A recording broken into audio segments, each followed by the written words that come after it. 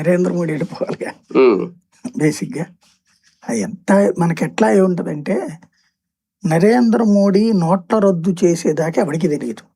వాళ్ళ క్యాబినెట్లో వాళ్ళ సెల్ ఫోన్లు కూడా ఆఫ్ చేయించి అతను అనౌన్స్ చేశాడు.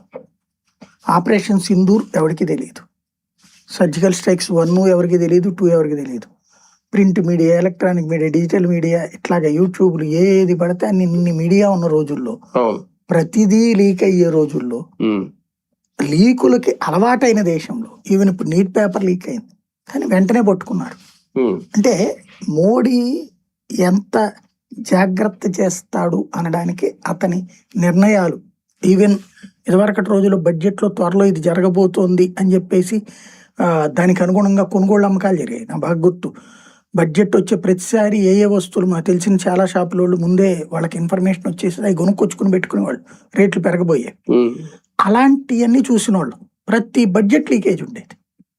సిగరెట్లు కొనేయా, లేకపోతే దాని పేరేంటది, నిత్యావసర వస్తువులు, ఈ వస్తువు పెరగబోతుంది, ఈ వస్తువు తగ్గబోతుంది అని ఉన్న వాటిని అమ్మేసిన వాళ్ళు తెలుసు, నాకు కొన్నోళ్ళు తెలుసు, ఎక్కడి నుంచి వస్తుంటే మనకు తెలుస్తుంది అబ్బా అని చెప్పేవాళ్ళు.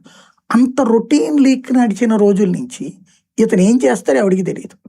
ఇంకోటి, ఎవరి ఊహాజనితం వాళ్ళు వీళ్ళకున్న ఫీలింగులన్నిటిని కలిపి దాంట్లో రుద్దేస్తున్నాడు. బేసిక్గా నరేంద్ర మోడీ బ్యాలెన్స్ చేస్తాడు కానీ వన్ సైడెడ్గా కూడా అంత పిచ్చోడు కాదు.